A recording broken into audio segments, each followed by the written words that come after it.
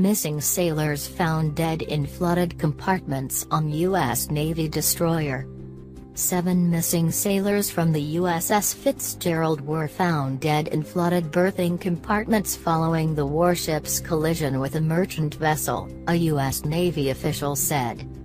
The Navy's 7th Fleet said searchers found the bodies Sunday morning, Japan time, after the guided missile destroyer returned to its base in Japan.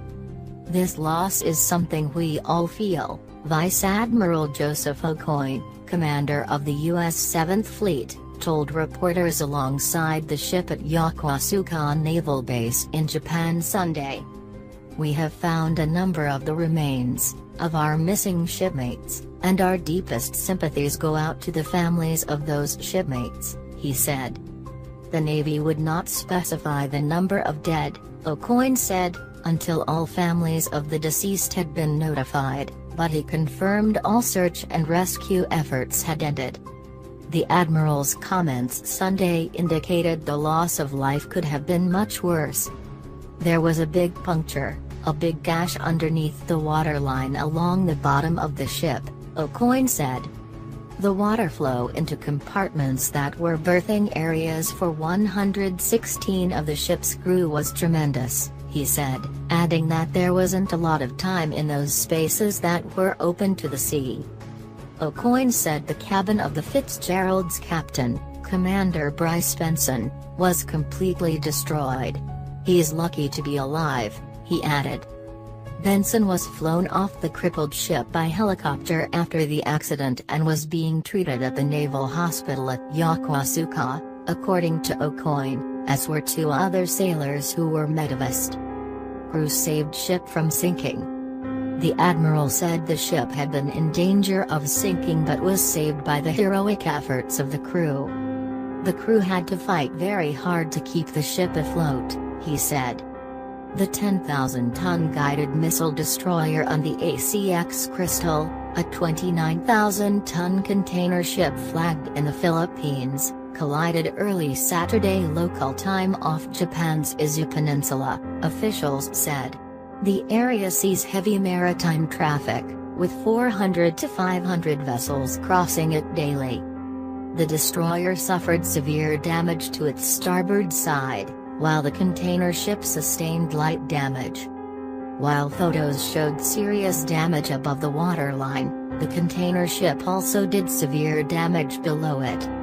A 7th Fleet statement said the collision did significant damage and associated flooding to 2 berthing spaces, a machinery space, and the radio room.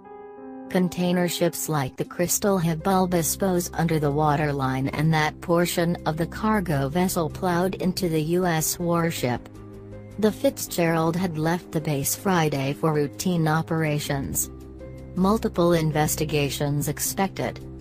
Aucoin would not speculate on how the accident occurred, but said there would be multiple investigations into the collision, including one by the Navy's Judge Advocate General and one by the U.S. Coast Guard. Other investigations could come from the Japanese and Philippine authorities because of where the accident took place and the Philippine registry of the container ship. The Fitzgerald is an Arleigh Burke-class guided missile destroyer commissioned in 1995. The vessel is 505 feet long. It normally carries a crew of about 330 sailors and is homeported in Yokosuka. Despite the significant damage to the destroyer, Aucoin said he expected it would rejoin the fleet. "The ship is salvageable," he said. "It will take months, hopefully under a year, for repairs. You will see the USS Fitzgerald back as one of our warships," Aucoin said. No one hurt on merchant ship.